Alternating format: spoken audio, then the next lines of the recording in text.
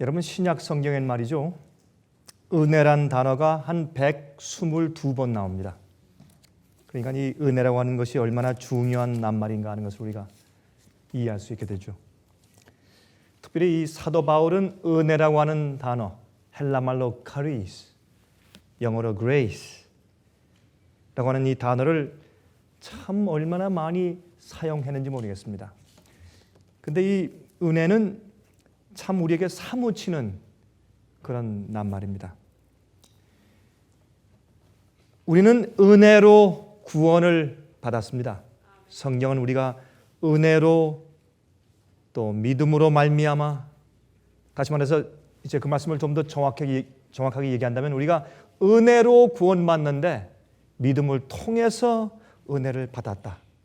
믿음을 통해서 은혜를 받음으로 구원의 경험을 했다. 구원을 받았다. 그렇게 성경은 설명해 주고 있습니다. 인간의 공로나 행함이 전혀 섞이지 아니한 하나님의 순수한 은혜로만 구원을 얻었다고 하는 것이 성경의 가르침입니다. 거기는 우리가 전혀 우리 인간의 어떤 이론을 섞거나 우리가 손을 대거나 해서는 전혀 안 되는 아주 순전한 주의 말씀입니다. 그래서 우리가 은혜로 구원받았습니다.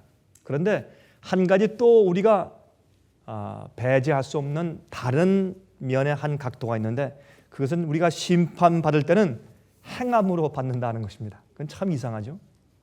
근데 이 두 가지가 어울리질 않습니다. 어떻게 은혜를 받았는데 심판은 행함으로 받습니까? 그거는 행함으로 구원받는 것과 같은 의미의 얘기죠. 그건 참 이상한 얘기입니다. 왜 그런 말씀을 성경에 같이 기록해 두셨을까? 우리 그것을 좀 이날 아침에 좀 생각을 좀 해보려고 합니다. 이것은 우리 신앙생활에 있어서 기본적으로 아주 중요한 그런 관념이기 때문에 제가 다시 한번 강조를 하는 것입니다. 많은 사람들이 이제 그렇게 질문합니다. 아니, 우리가 구원받았으면 그만이지 뭐 또 자꾸 심판 얘기합니까? 우린 이미 구원받고 영생에 들어갔기 때문에 우리는 심판을 받지 않는다고 했고 심판에 이르지 않는다고 말씀을 했는데 왜 자꾸 또 심판하십니까? 왜 행함하시고 순종하십니까? 특별히 생애에 비춘 순종을 너무 강조합니다. 그렇게 이제 묻는 자들이 가끔 있습니다.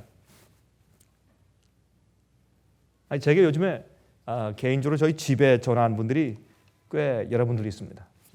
한 주에도 여러 사람들이 전화해서 저에게 묻고 어떤 알기 위해서 상담도 하고 이제 그렇게 하면서 어떤 분들은 약간 애교 섞인 그런 이제 질문과 도전을 던지는 것입니다. 자, 우리 이 문제를 좀 같이 좀 성경적으로 살펴보도록 하십니다. 이것이 우리 신앙생활에 얼마나 큰 면적을 차지하는 것인지 우리 이 사실 좀 성경대로 이해해 보도록 하겠습니다. 에베소 2장 8절을 보시면, 우리 다 펴서 보십시다. 에베소 2장 8절을 보시면 우리 성경 말씀 가운데서 바로 은혜로 구원받은 사실에 대해서 정확하게 이제 정의를 내려놓는 그 말씀이 여기 기록되어 있습니다. 그 말씀은 에베소서 2장 8절에 있는 말씀입니다. 너희가 그 무엇을 인하여? 은혜를 인하여 무엇으로? 믿음으로 말미암아 구원을 얻었나니 이것이 너희에게서 난 것이 아니요 하나님의 선물이라. 자, 그런데 그 뒤에 있는 말씀 보면 행위에서 난 것이 아니니 이는 누구든지 자랑치 못하게 함이라.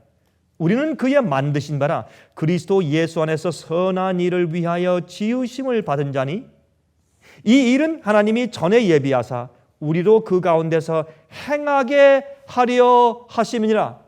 이 참 이상한 말씀이 나와요. 아니, 우리가 믿음으로 말미암아서 은혜로 구원을 받았는데 그렇게 은혜로 구원하신 이유는 행하게 하기 위해서 구원하셨다, 그렇게 말씀했다 그 말이에요.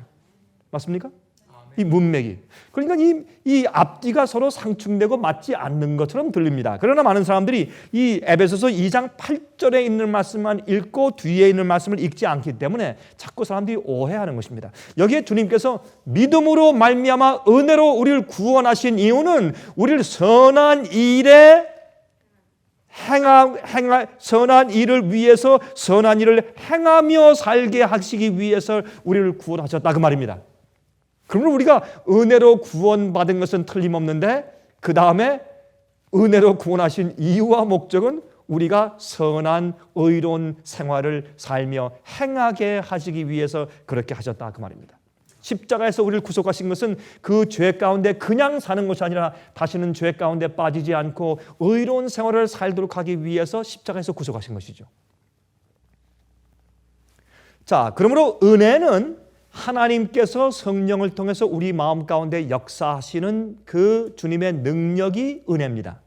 은혜는 그냥 주님께서 우리를 불쌍하게 보아주시는 정도의 것이 아니라 하나님께서 우리를 불쌍히 여기시고 용서하실 때는 우리 마음속에 있는 우리 마음을 재창조하시고 바꿔주셔서 우리의 의도와 우리의 동기와 소원을 바꿔주시고 또한 하늘의 것으로 대체해 주심으로 우리가 주님의 뜻대로 살게 되는 것입니다. 그 능력을 받는 것을 우리가 믿음으로 받는 것입니다. 믿음은 통로 같은 것으로서 하늘과 우리를 연결시켜주는 것이 바로 믿음인 것입니다. 그런데 이 믿음으로 구원받은 이유는 이 은혜로 구원받는 것은 하나님의 선물이고 우리의 것이 아닌데 그렇게 하신 것은 주님의 뜻대로 살도록 하시기 위해서 하셨다고 말이죠. 그런데 우리가 성화를 얘기할 때 자주 이렇게 생각해요. 성화는 무엇이냐? 성화는 우리가 거룩하게 살기 위해서 주님의 뜻대로 순종해서 잘 살기 위해서 막 애를 쓰고 최선을 다하는 우리의 생활, 노력 그 방정 자체가 성화다. 그렇게 착각을 하는 것입니다. 그것이 아닙니다. 성화는 하나님의 거룩한 능력이 내 속에 들어와서 나를 구원하시기 위해서, 나를 하나님의 뜻대로 사는 사람 만드시기 위해서 영원히 천사와 함께 영원히 살 수 있도록 나를 꼴지우시는 하나님께서 내 속에 역사하시는 그 능력이 성화입니다. 주님의 거룩한 능력이 내 속에 들어와서 나를 영원히 사는 거룩한 자로 만드시는 주님의 능력의 그 기능과 그 행동 자체가 성화지, 내가 주님의 거룩한 어떤 이루기 위해서 내가 애써 나가는 나의 행동과 노력 자체가 성화가 아닙니다. 그걸 사람들이 오해하는 것입니다. 우리의 아무런 어떠한 노력이나 힘써서 애쓰는 우리의 투쟁이라고 할지라도 그것은 우리를 거룩하게 만들 수가 없습니다. 하나님의 은혜와 성령의 역사가 내 속에 들어오고 그것을 우리가 허용할 때 내 속에서 주님의 역사가 활동하는 그 자체를 우리가 성화라고 말하는 것입니다.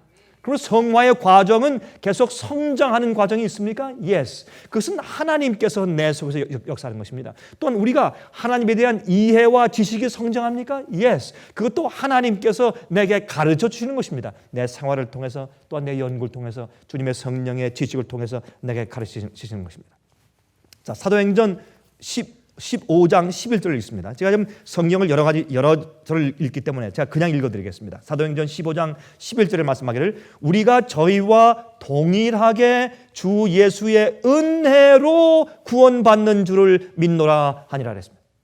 여기 성경은 계속해서 우리가 은혜로 구원받는다고 말합니다. 또 로마서 3장 24절에 말씀하기를 그리스도 예수 안에 있는 구속으로 말미암아 하나님의 은혜로 값없이 의롭다 하심을 얻은 자 되었느니라 그랬습니다. 우리가 은혜로 값없이 우리가 애쓴 우리의 행동의 어떤 대가 때문이 아니라 우리가 은한 게 아니라 그것은 기프트입니다. 우리가 애써서 받은 우리의 보상이 아니고 그것은 선물인 것을 계속 성경이 강조합니다. 디도서 2장 11절에 말씀하기를 모든 사람에게 구원을 주시는 하나님의 은혜가 나타나 우리는 은혜로 구원받습니다. 우리의 행동과 공로가 그 속에 0.1%도 가미되지 않습니다. 모든 것은 주님의 역사입니다. 또 디도서 3장 5절부터 7절에 말씀하기를 우리를 구원하시되 우리의 행한 바 의로운 행위로 말미암지 아니하고 오직 그의 긍휼하심을 쫓아 중생의 씻음과 성령의 새롭게 하심으로 하셨나니 성령을 우리 예수 그리스도로 말미암아 우리에게 풍성히 부어주사 우리로 저의 은혜를 힘입어 의롭다 하심을 얻어 영생의 소망을 따라 후사가 되게 하려 하심이라 그랬습니다. 아주 성경은 아주 분명하죠? 깨끗하죠? 다시 말해서 우리는 의로운 행위로 말미암지 않고 은혜로 구원을 받았다. 성령께서 우리 마음을 새롭게 하시고 중생의 씻음을 주심으로 은혜로 구원하셨고 또한 우리에게 성령을 풍성히 부어주심으로 은혜를 힘입어서 의롭다 하심을 얻게 하셨다. 그것이 성령의 정의입니다. 여기 아무도 단 한 구절도 여기에 더하거나 빼선 안 될 것입니다. 그런데 문제는 또 이렇게 읽은 이 말씀과 전혀 반대되는 듯한 말씀들이 성경에 있다는 사실입니다. 이것들을 사람들이 퍼즐해요. 참 이상하다. 이거 어떻게 이해할 수 있을까? 여러분, 성경이요, 어떤 땐 성경 말씀을 쭉 읽어 내려가다가 어떤 말씀은 다른 성경 말씀과 전혀 맞지 않고 반대되는 듯한 그런 말씀들을 발견하게 돼요. 여러분, 그럴 때 어떻게 하면 됩니까? 그냥 읽어가세요. 그냥 계속 읽고 그 말씀을 또 읽고 또 읽으면 이 두 가지 말씀이 서로 상반되고 반대되는 것이 아니라 사실 서로 보완하고 있고 우리에게 더 완전한 이해를 주려고 하시는 것이구나 하는 것을 깨닫게 되는 것입니다. 그러므로 우리가 이 말씀을 다 같이 읽어보면서 우리가 이해해 보도록 하십시다. 우리가 은혜로 구원을 받지만 심판은 행함으로 받는다는 것입니다. 우리가 은혜로 구원받지만 심판은 행함으로 받는다라고 성경은 말하고 있어요. 이것을 많은 그리스도인들이 이해하기가 힘들어서 전전긍긍하는 것입니다. 그러나 우리가 이 말씀을 읽으면 그게 무슨 뜻인지 이해할 수가 있게 됩니다. 자, 고린도후서 5장 10절입니다.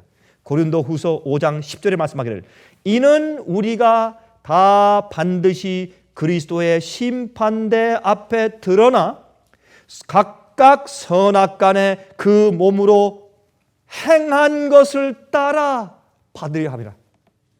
참 이상하죠? 자, 아까 보니까 우리가 절대로 우리가 행한 대로 구원을 받은 것이 아니라 하나님의 은혜로만 구원받은 것이다 라고 말씀했는데, 여기 말씀하기를 고린도후서 5장 10절에 우리가 다 반드시 그리스도의 심판대 앞에 드러나 그 앞에 나아가서 각각 모든 개인이 선악간에 그 몸으로 행한 대로 행함을 따라서 심판을 받으려 함이라 그랬습니다. 그렇죠? 그러므로 제가 늘 설교할 때 말씀드리듯이 우리는 은혜로 구원받지만은 행함으로 심판받습니다. 그게 성경의 말씀입니다. 또 하나 더, 마태복음 16장 27절, 마태복음 16장 27절에 말씀하기를 인자가 아버지의 영광으로 그 천사들과 함께 오리니 그때에 각 사람의 행한 대로 갚으리라. 이건 예수님 말씀이에요. 그렇죠? 예수께서 오실 때 물론 우리는 은혜로 구원받지만 주님께서 심판하실 때 반드시 우리가 행한 대로 심판하세요. 또 하나 더 읽읍시다. 이건 다 펴세요. 요한계시록 20장 12절 13절. 우리 요한계시록 20장 12절과 13절에 있는 말씀을 다 펴서 좀 읽어보도록 하십니다. 다 폈습니까? 예.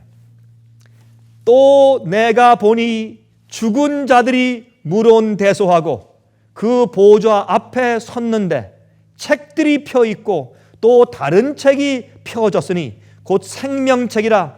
죽은 자들이 자기의 행위를 따라 책들에 기록된 대로 심판을 받으니 바다가 그 가운데서 죽은 자들을 내어주고 또 사망과 음부도 그 가운데서 죽은 자들을 내어주매 각 사람이 자기의 행위대로 심판을 받고.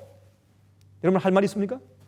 할 말 없어요. 성경이 말씀하기를 우리가 심판받는 것은 우리 행한 대로 행함을 따라서 심판받는다, 그렇게 되어 있어요. 그러므로 우리가 아주 안전하게 말씀을 드릴 수 있는 것은 우리가 은혜로는 구원은 은혜로 받고 심판은 행함으로 받습니다. 자, 히브리서 9장 27절 한 절 더요.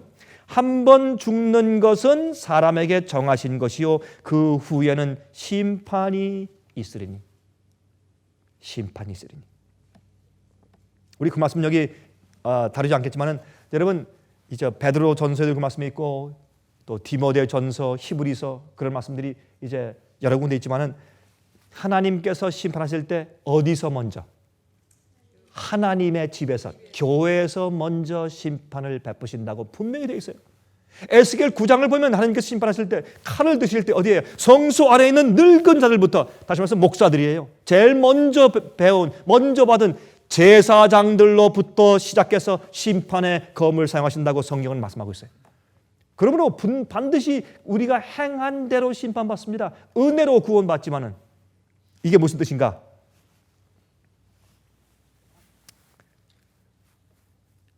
자, 이 두 가지가 서로 상반되는 것처럼 생각되지만은 사실 그런 것이 아닙니다. 자, 은혜로 구원을 받았는데 왜 또 심판을 받아야 하는가 하는 그런 갈등이 생겨요, 우리 마음 가운데. 참 그 이상하죠? 우리가 은혜로 구원받았으면 그만이지 왜 또 행함을 또 따져서 심판을 하시냐 말이에요. 여러분, 이렇게 생각하는 것은요, 다음과 같은 사상에서 비롯된 생각입니다. 그게 무엇인가? 자, 두 마디로 설명하겠습니다. 이런 사상에서 비롯된 오해입니다. 이렇게 사람들이 생각합니다. 우리의 구원은 십자가 위에서 다 완성되었다. O입니까? X입니까? X입니다.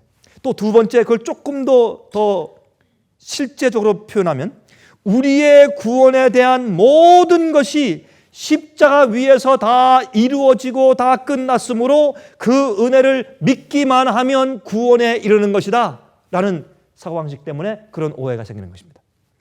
이것은 잘못된 얘기입니다. 왜요?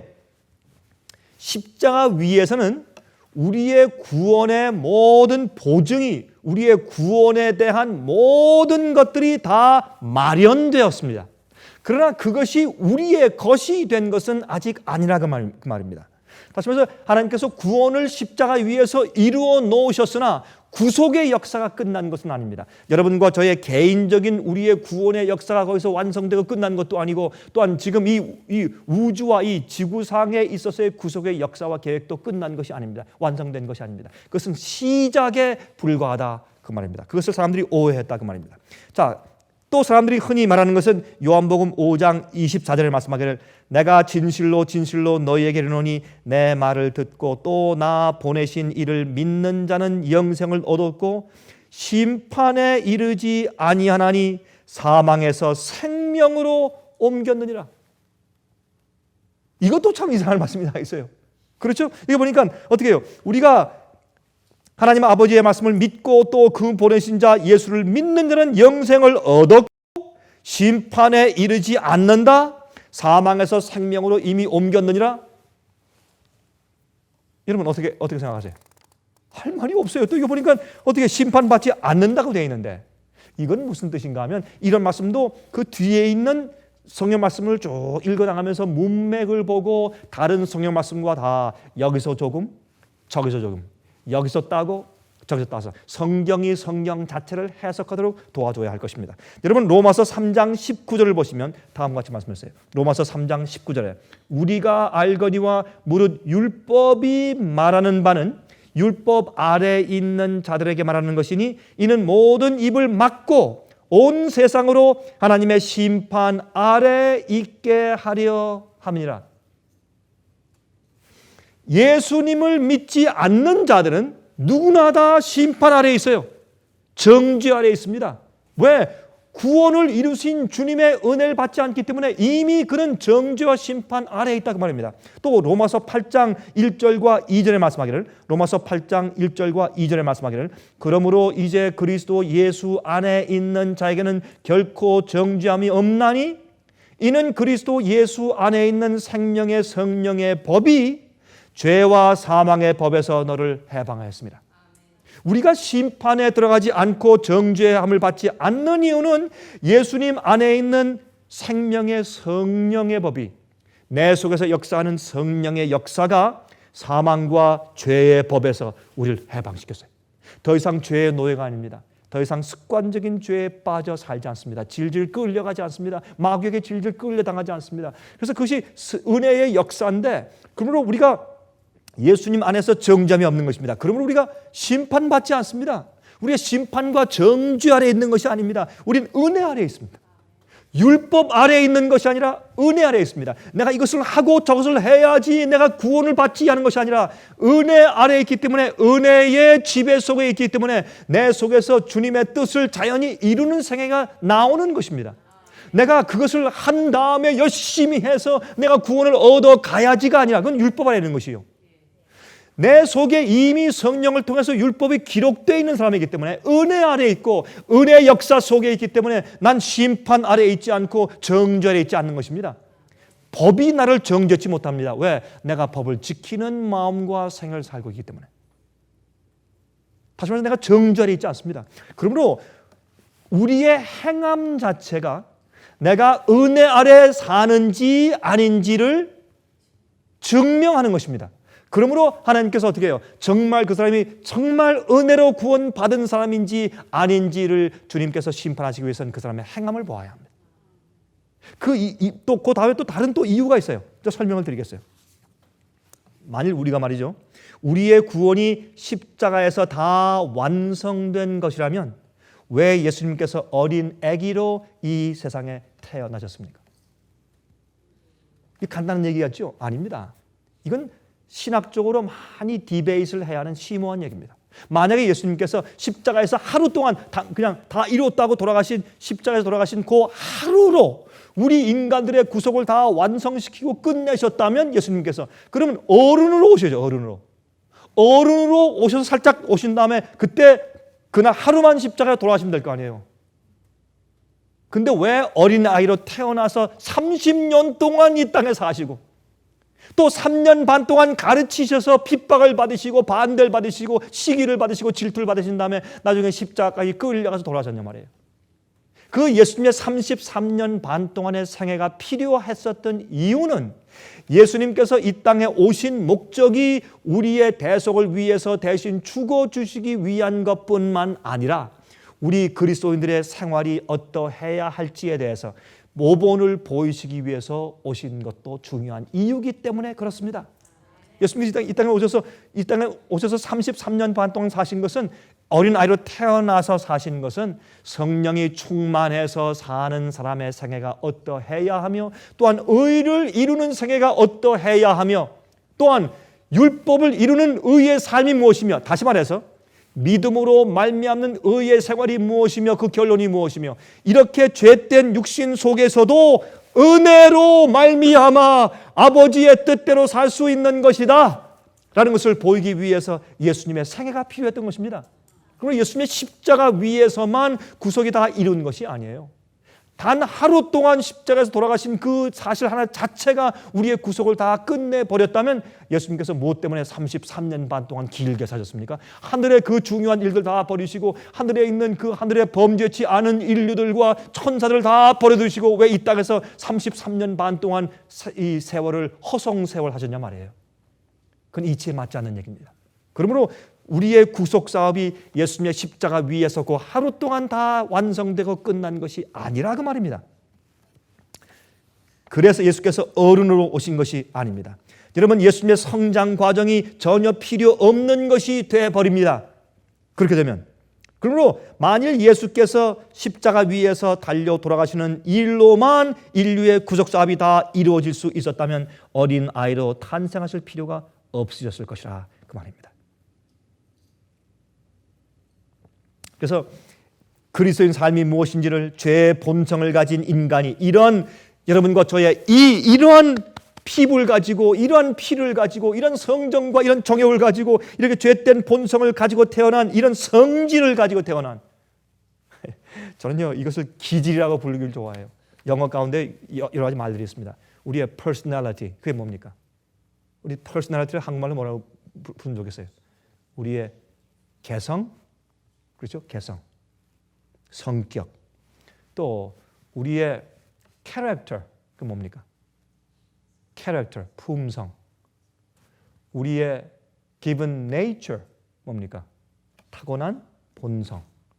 또 하나 중요한 말이 있어요. temperament, 우리의 temperament가 뭐예요? 그게 기질이에요. 기질. 성령의 은혜가 우리를 잘 다스리지 않으면요 우리의 기질들은 못 됐어요. 여러분 그거 인정하십니까?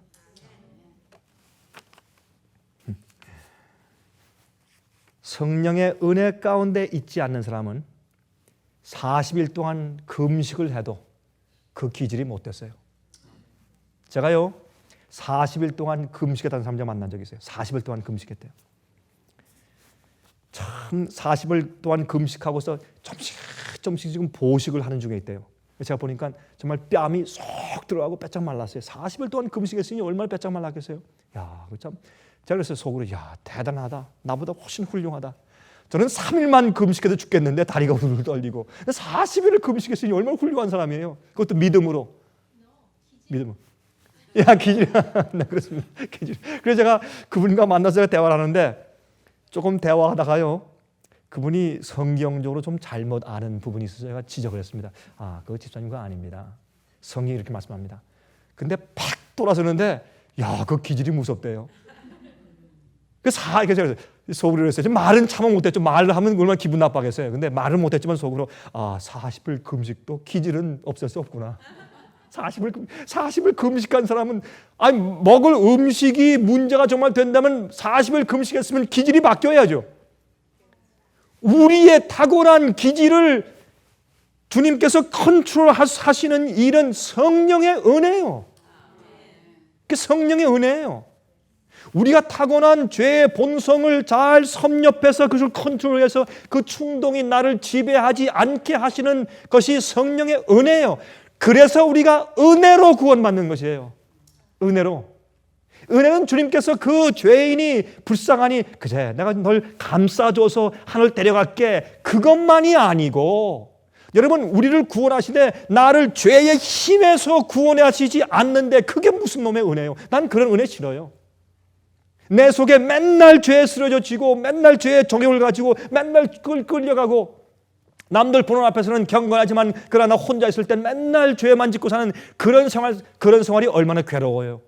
여러분 괴롭지 않겠어요? 늘 괴롭고 무엇인지 뿌듯하고 말이죠. 마음이 즐겁지 않고 화평하지 않고 용서의 즐거움도 없고 예? 주 앞에 설 때 부족하고 죄인이지만 주님 당장 오셔도 주님께서 날 불쌍히 여기시고 내 손을 붙드실 걸 알아요. 왜? 내가 회개하고 죄를 버렸기 때문에.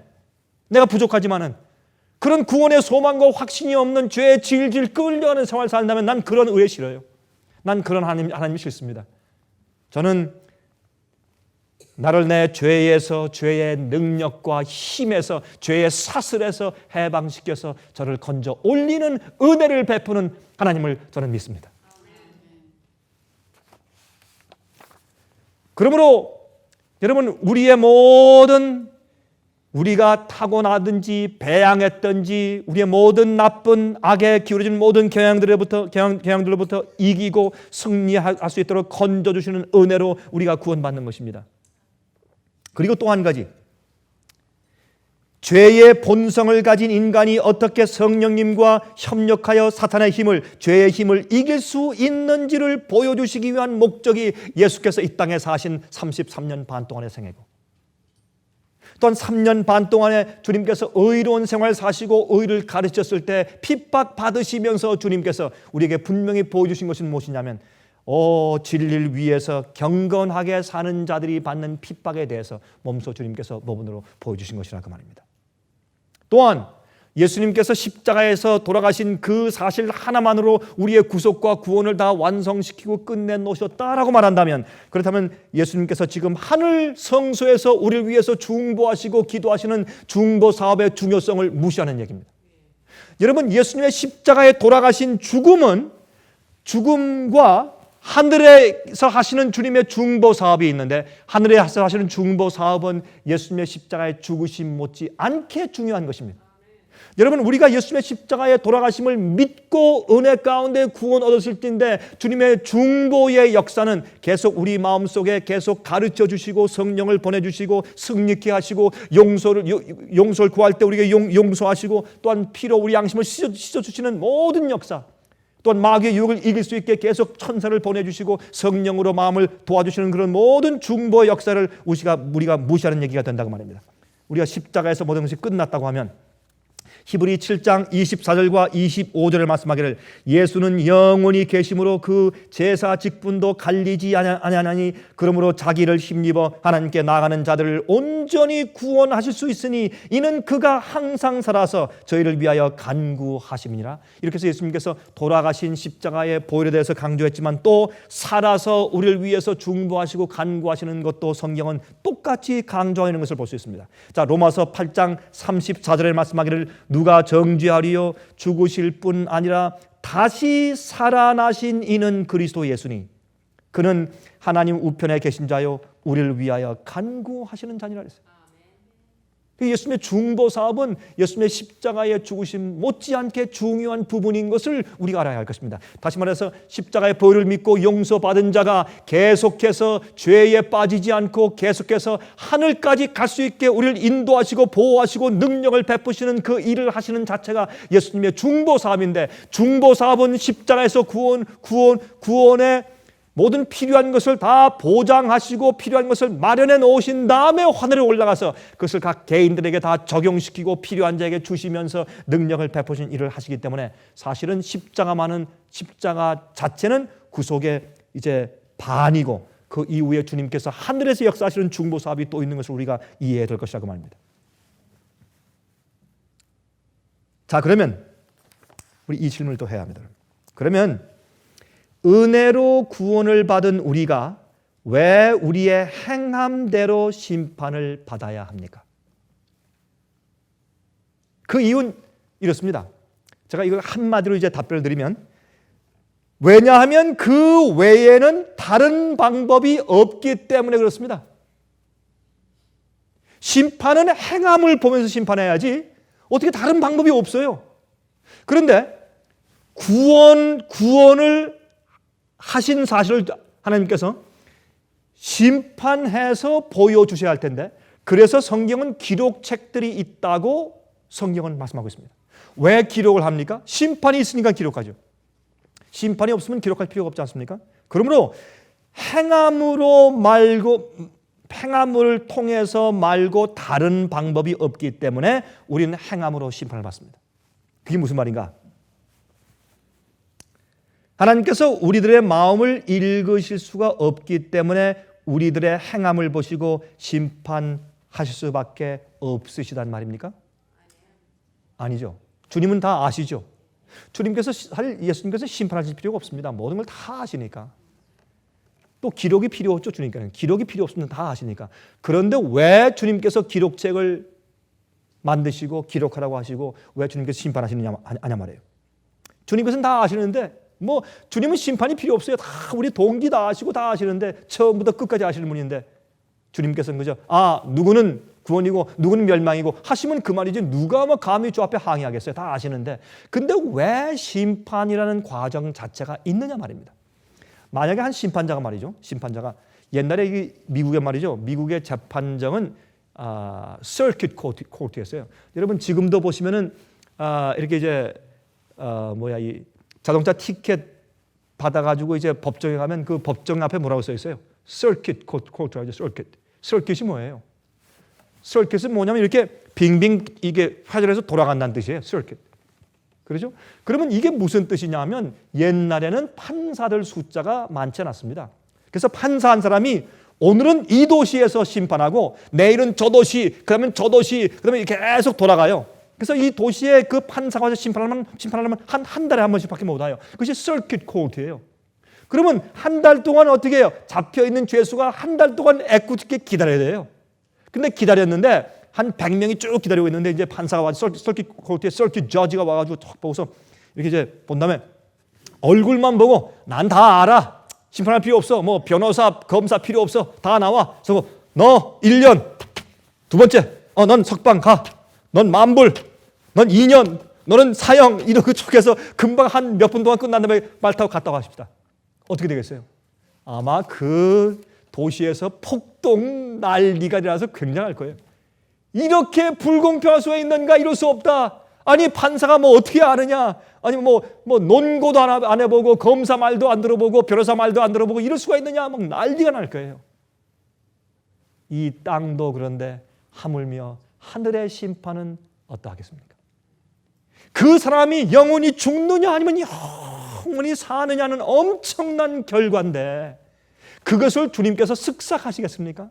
아닙니다. 심판은 공개적이어야 되고, 하늘에 있는 천사들과 인간들과 마귀와 타락한 전사와 타락하지 않은 우주의 거민들과 모든 존재가 전부 다 보고서 하나님 옳습니다. 이 사람은 영원히 받을 자격이 있습니다. 이 사람은 안 됩니다. 라는 것을 다 인정하고 다 그들이 인식할 수 있을 정도로 주님께서 공개 심판을 하셔야 되는 것이 문제라고 말입니다.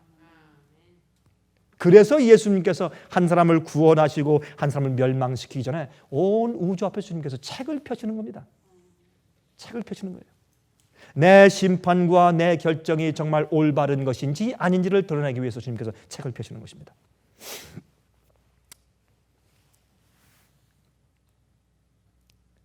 여러분, 왜 하나님은 다 아시지만 왜 행함으로 심판을 받게 되는가 하면 성경이 말씀하기를 하나님만 홀로 심판하시는 것이 아니기 때문에 그렇다라고 설명하는 것입니다. 하나님만 심판하시면 책이 필요 없어요. 심판 자체가 필요 없어요. 다 아시니까. 그러나 심판자가 하나님만이 아니고 다른 모든 존재들이 함께 심판자로 그 심판석에 같이 앉아있게 된다는 것을 성경이 말하는 거예요. 그래서 주님께서 공정하셔야 합니다. 자, 고린도전서 6장 2절 3절 펴서 보십시다. 고린도전서 6장 2절 3절. 성도가 세상을 판단할 것을 너희가 알지 못하느냐? 세상도 너에게 판단을 받겠거든 지극히 작은 일 판단하기를 감당치 못하겠느냐? 우리가 누구를? 천사를 판단할 것을 너희가 알지 못하느냐? 그러하거든 하물며 세상 일이냐? 여기 보니까 어떻게 성도가 믿는 자들이 앞으로 누구까지? 타락한 천사들까지도 심판할 것이라고 말씀하고 있다 그 말이에요. 성경이 말씀하기를. 그렇죠? 또 요한계시록 20장 4절. 요한계시록 20장 4절 보세요. 다음과 같이 말씀되어 있습니다. 여긴 참 아주 흥미있는 말씀이 있어요. 또 내가 보좌들을 보니 거기 앉은 자들이 있어. 무엇을 받았어요? 심판하는 권세를 받았더라. 여러분 여기에 보좌들이 복수입니까? 단수입니까? 복수죠. 하나님만 심판하는 게 아니에요. 많은 보좌들이 앉아 있는데 거기 앉은 자들이 복수예요. 있어 심판하는 권세를 받았어요. 그들이 심판자들은 아닌데 하나님께서 그들을 심판하도록 권세를 주었어요. 그들에게. 또 내가 보니, 근데 그들이 누구냐 말이에요. 내가 보니 예수의 증거와 하나님의 말씀을 인하여 목배임을 받은 자의 영혼들과, 이들이 누구예요? 순교한 사람들, 그렇죠? 한마디로 말해서 순교자들과 또 다른 부류가 있어요. 짐승과 그의 우상에게 경배하지 아니하고 이마와 손에 그의 표를 받지도 아니한 자들이 살아서, 이들은 누구예요? 마지막에 살아서 승천한 사람들 아니에요? 그렇죠. 여기 보니까 순교한 자들과 마지막 시대 짐승의 표의 환난 동안에 그의 우상에게 경배하지도 않고 이마와 손에 표를 받지도 아니한 자들이 살아서 누구와 함께? 그리스도로 더불어 예수님과 함께 1000년 동안 무엇을 합니까? 왕노릇하니 그랬어요. 그러므로 이들이 누구예요? 요 앞에 소절에 설명한 것처럼 이들이 많은 보좌들이 있고 그 보좌 위에 다른 많은 사람들이 앉아 있어서 심판을 하는 권세를 받았는데 그들이 누구예요? 순교자들과 마지막에 짐승의 환난을 통과하고 이긴 자들이 심판하는 권세를 받아요. 여러분 이건 좀 해석하기 어려운 성경절입니다. 그래서 흔히들 일반적으로 해석하기를 이거는 구원받은 모든 사람들을 통틀어서 말하는 일반적인 표현입니다. 그래서 이것은 구원받은 사람들이 이제 예수께서 이 땅에 재림하신 다음에 구원받아서 하늘에 올라가서 왕노릇하는 의인들이 심판하는데 하늘에 기록된 책들을 펴면서 왜 저 사람들이 구원받지 못하고 여기 오지 못했는가? 그들이 왜 앞으로 멸망당할 것인가? 천년기 동안 책을 펴서 그들이 왜 구원받지 못했는지를 책을 통해서 펴서 그들의 행함을 보면서 심판한단 말입니다. 그렇게 해석하는 것이 제 1번의 해석이고, 자, 두 번째 해석을 설명드릴게요. 그 해석은 제가 이 두 번째 해석이 조금 더 성서적인 것 같다라고 생각을 하고 있습니다. 그러나 제가 독단적으로 꼭 이렇게만 생각해야 된다 그렇게 말하는 것은 아니지만 전 이 두 번째 해석에 훨씬 더 제가 호의적입니다. 그 두 번째 해석은 이렇습니다. 구원받은 의인들 가운데, 다시 말해서 영생을 얻어서 하늘에 올라간 사람들 가운데서 어떤 사람들은 진리를 잘 모르는 사람들도 있을 것입니다. 왜? 그들이 빛을 다 받지 못했으니까. 어떤 사람들은 참 착하고 아주 도덕적이고 윤리적이고 좋은 사람이었고 성령의 감동을 받았지만 그러나 예수님에 대해서 잘 모르는 사람들도 있을 가능성이 있습니다. 그렇죠? 왜? 그 당시에는 중국 같은데 옛날에 저 아프리카 오지에서 말이죠. 그들은 복음을 받아본 적도 없고 성경을 읽어본 적도 없지만 그러나 성령의 역사는 편만하니까 성령의 감동을 받아서 예수님을 잘 모르고 성경도 잘 모르지만 그러나 성령의 감동을 통해서 하늘에 계신 하나님에 대해서 인식이 있고 또 두려워하는 마음이 있어서 정말 그들이 마음 가운데 자기들 받은 적은 빛에 따라서 어느 정도 회개하는 마음을 가지고 산 그래서 주님께서 그들을 구원하셔서 그 받은 빛에 따라 그들을 구원하셔서 하늘로 데리고 가는 아주 초보적인 사람들도 있을 수가 있습니다. 어떤 사람들은 그리스도인들이지만 잘 몰라서 어느 정도 자기가 몰랐기 때문에 주의 법을 계명을 올바로 지키지 못한 사람들도 있을 수가 있다 그 말입니다. 자, 그래서 다시 말해서 주님의 진리와 뜻을 올바로 알고 환한 빛을 알고 그렇기 때문에 그 높은 온전한 성경의 온전한 표준에 따라서 성령의 은혜를 받아서 그대로 살아본 사람들, 우리는 우리에게 그런 능력이 없을지라도 성령의 은혜가 우리 속에 들어와 나를 지배하고 나를 인도하실 때 주님께서 주신 모든 빛대로 주께서 베푸신 모든 명령대로 살아보는 의로운 생활을 해볼 수 있었던 자들, 그 자들을 성경은 맨 마지막 시대 어린 양과 함께 시온에 서는 자들이고 그들의 이마에 어린 양의 이름과 아버지의 이름이 기록되어 있다고 특별히 집어서 설명했지 않습니까? 그런 자들은 무엇할 자격이 있는가? 그들이 무슨 특수한 사람들이라서 그런 것이 아니라 그 사람들은 나는 이러이러한 경우에 이런 빛에 대해서 이런 진리에 대해서 반대를 받아봤고 이런 유혹 저런 유혹 이런 모든 과정을 다 통과하면서 하나님의 은혜가 나로 말미암아 그런 과정에서 승리하고 그런 죄와 그런 유혹과 그런 모든 일들을 승리할 수 있게 해주는 능력이라는 사실을 나는 체험했습니다.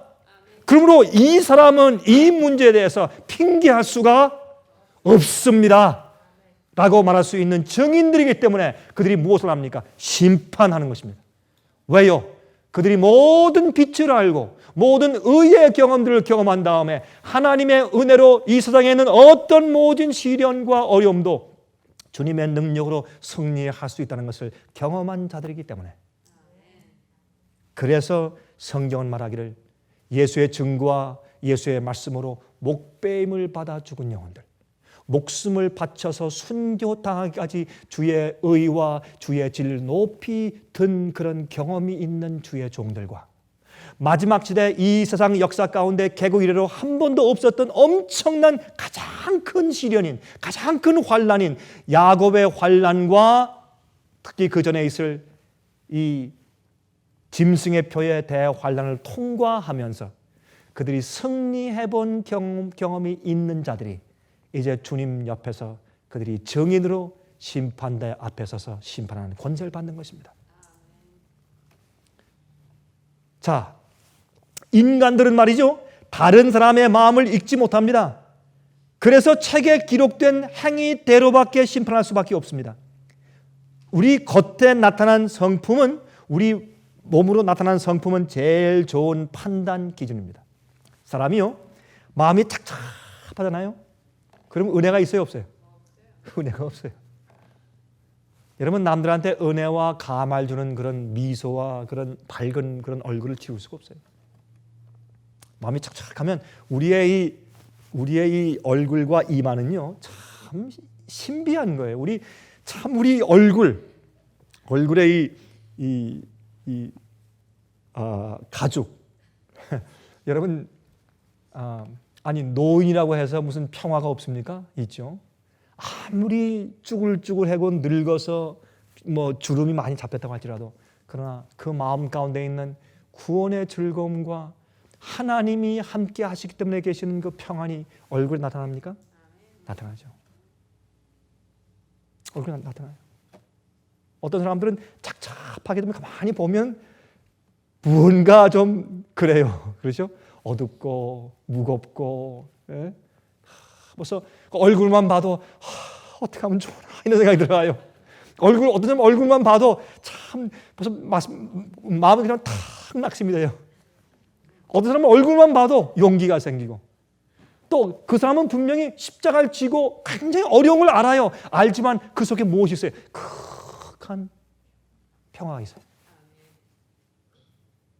우린 십자가 지는 그리스도인들이에요. 십자가 없을 수가 없어요. 그러나 우리 속에 그럼에도 불구하고 은혜가 있어야 돼요. 은혜가. 극한 은혜. 너희의 말을 소금으로 고르게 한 것처럼 은혜롭게 하라. 은혜로운 말들, 은혜로운 표정들. 근데 이게 참 우리 어떤 데는 안 되죠. 어떤 데는 막 정신없이 그냥 일 터지고 절 터지고 막 이러면 정신이 없어요. 그러면 여러분 야곱도 씨름할 때 마음에 얼굴에 평화가 있었을까요?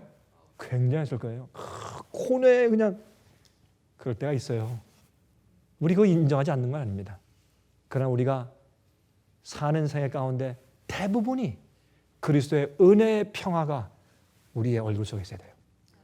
우리 얼굴은 기가 막혀가지고 말이죠. 우리 이 두뇌에 있는 모든 생각들과 우리 얼굴 가죽이, 얼굴 껍질, 이 페이스 스킨이 말이죠. 그게 전부 다 이게 이제 이 신경계 조직과 다 연결이 다 돼 있어가지고 우리 생각하는 것이 전부 다 이게 다 잡아당기고 늘리고 다 이렇게 가지고 얼굴에 표현을 해버려요. 참 기가 막힌 컴퓨터예요, 이게. 이런 컴퓨터 여러분 이제 스크린 보시면 기가 막히잖아요. 스크린에 그러면 딱 치면 그대로 다 나타나는데 그것뿐만이 아니에요. 이 얼굴이 컴퓨터 스크린이라 우리 생각이 전부 다 드러나요. 예? 어떤 때는 말이 내 얼굴을 변치하려고 이렇게 하면 심지어 목까지 색깔이 변해요. 하얘진다든지 빨개진다든지 새카매져요. 그래서 내 생각을 전부 다 표현해버려요.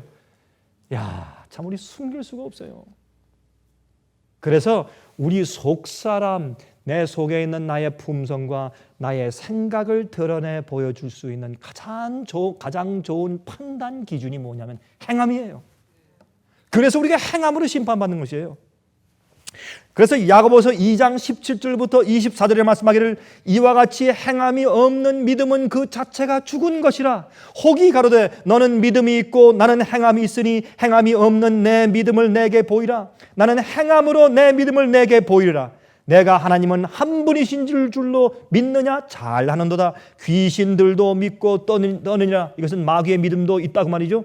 아, 허탄한 사람아, 행함이 없는 믿음이 헛것인 줄 알고자 하느냐? 우리 조상 아브라함이 그 아들 이삭을 제단에 드릴 때에 행함으로 의롭다 하심을 받은 것이 아니냐? 얼마나 분명해요. 예?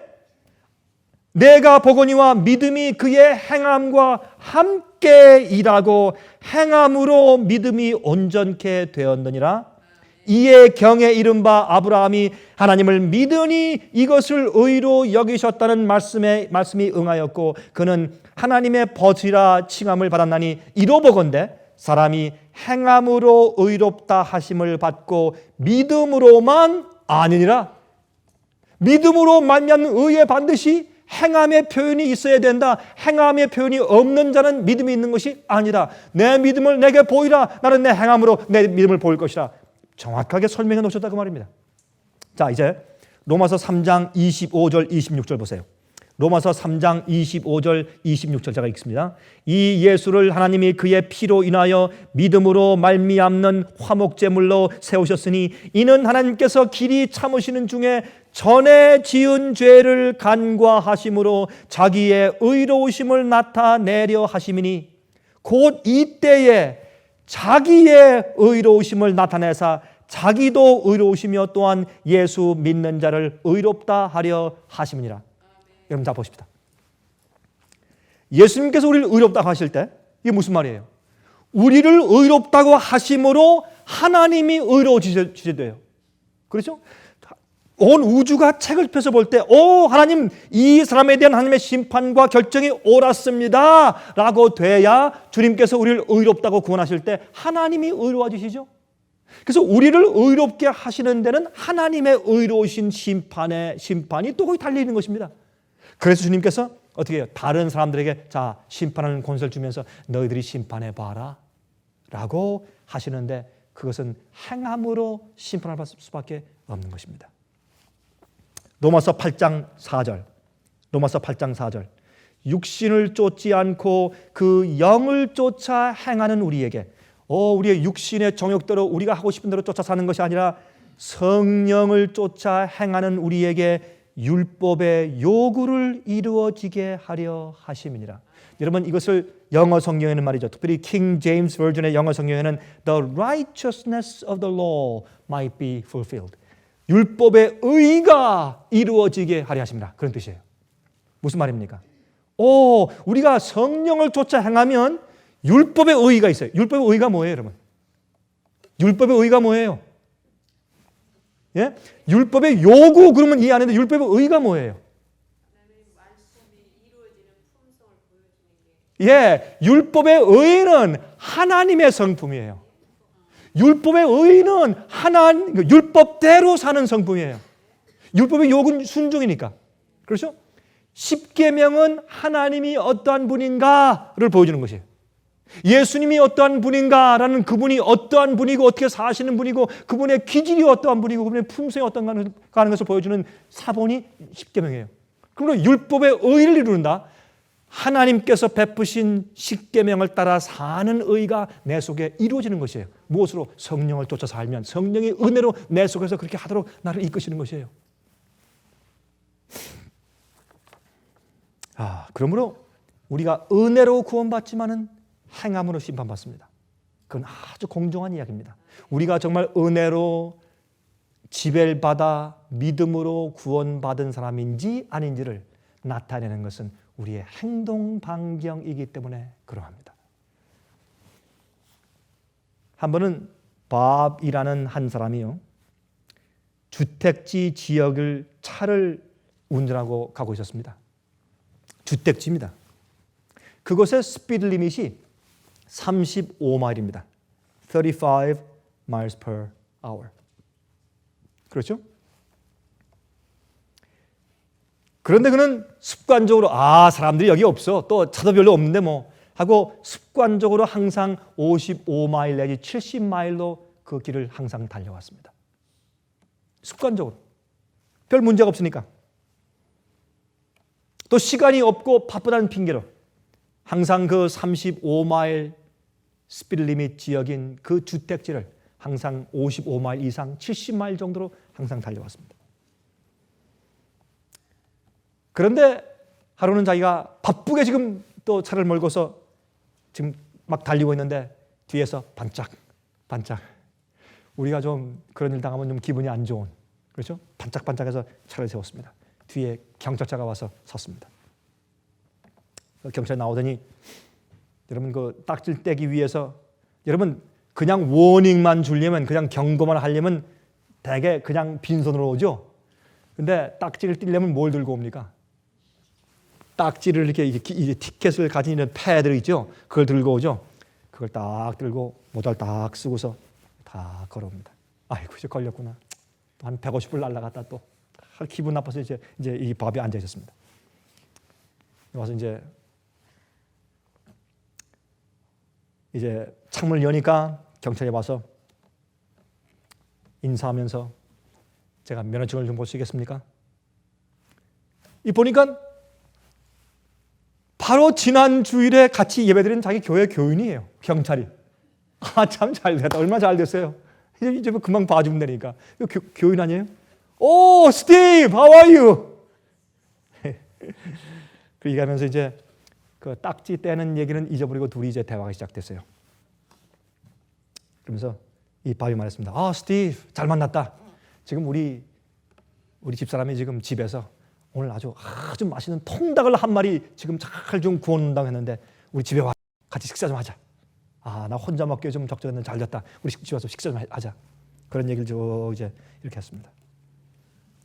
그렇게 하는데 그래도 이 스티브가 이제 패드를 꺼내더니 그게 무엇을 적기 시작하는 겁니다. 자, 기분이 나쁜 거예요.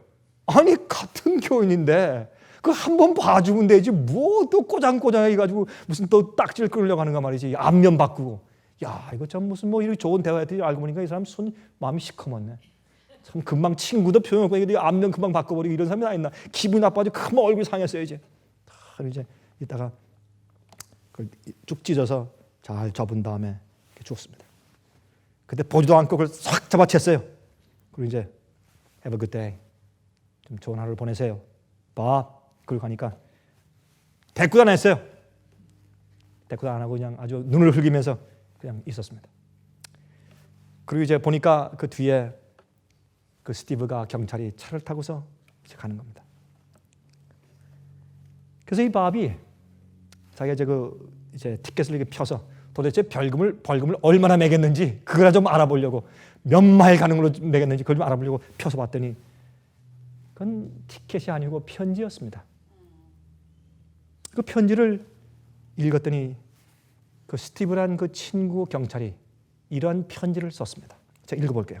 그 영어를 제가 실제 얘기이기 때문에 제가 영어를 좀 제가 읽어드리겠습니다. 자, 번역해서 밥, 내게 한 가지 문제가 있네. 나도 이 근처에 살고 있는 사람인데 얼마 전에 내 딸이 교통사고로 죽었다네. 내게 하나밖에 없는 딸인 사실을 당신은 너무나 잘 알고 있지 않소? 그런데 내 딸을 치어 죽인 사람은 이 길의 교통법규를 어기고 자기 마음대로 빨리 달리던 한 운전자였소. 나는 그 사람을 용서해 주느라 하고 참으로 오랜 시간 동안 내 자신과 싸워왔어. 밥, 자네도 잘 알고 있듯이 내게는 이제 오직 하나의 아들만 남아있어. 나는 내 아들을 다시는 잃고 싶지 않소. 조심하시오. 좋은 저녁을 보내기를 빌면서 스티브가. 이 밥이 말이죠. 그 편지를 들고서 한 15분 동안 움직일 수가 없었대요. 왜 하나님께서 우리에게 계명을 주었을까요? 하나님께서 우리에게 왜 성경 말씀의 명령들을 주셨을까요? 왜 우리에게 이렇게 저렇게 하라고 말씀을 하셨을까요? 왜 우리에게 죄를 짓지 말라고 명령하셨을까요?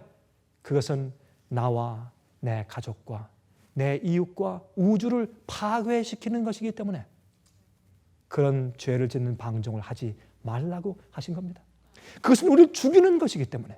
그래서 우리가 순종은 영생을 얻는 길인 것입니다. 그러므로 사실은 우주를 망가뜨리고 이웃에게 불행을 끼치고 나를 파괴하고 남들에게 슬픔과 불행을 가져오는 죄를 없애기 위해서 주님께서 의인들을 고르시는 중이고 성령으로 죄를 이기도록 하시는 것이고 죄를 그래서 용서해 주시는 것이고 은혜로 우리 마음을 지배하려고 주님께서 초청하시는 것입니다. 그래서 주님께서 할 수 없이 심판하실 때 정말 주님께 굴복하고 주님을 사랑하는 자들인지 은혜로 구원받은 자들인지 아시기 위해서 또 다른 사람들에게 공정한 심판을 보이시기 위해서 주님께서 행함으로 심판하시는 계획을 하시는 것입니다. 주님의 은혜가 우리 마음 가운데 항상 충만하시기를 간절하게 바랍니다. 하늘에 계신 우리 아버지시여, 우리 구주 예수님께서 보내신 다른 보혜사 성령님의 은혜 때문에 우리가 구원받은 사실이 우리의 행동과 생활로 나타나게 해 주시옵소서. 이기적이지 아니하고 교만치 아니하며 온유하고 희생적이고 이해하고 덮어주며 참으로 남을 위해 사는 생활로 보여지게 해 주시길 간절히 기도합니다. 주님, 저희는 원래 타고난 기질들이 못되고 악해서 우리의 노력과 우리의 수고 자체가 구원을 이룰 수 없는 것을 분명히 인정하고 주 앞에 부복하여 굴복하오니 주님이시여 예수 그리스도의 임마누엘의 보혈의 피의 샘에서 우리 양심을 씻어주시고 매일매일 거듭나게 해주시며 또한 성령으로 주의 율법을 우리 마음과 신부에 기록해 주심으로 아버지의 뜻대로 살게 해 주시옵소서. 주님께서 우리를 참 보좌 위에 앉으셔서 책을 펴서 심판케 하는 권세를 저에게 베푸실 때 우리가 올바른 하나님의 의의 증거자들 될 수 있도록 저희를 베풀어 주시고 도와주시기를 예수 그리스도의 거룩하신 이름을 의지해서 간절하게 기도하옵나이다. 아멘.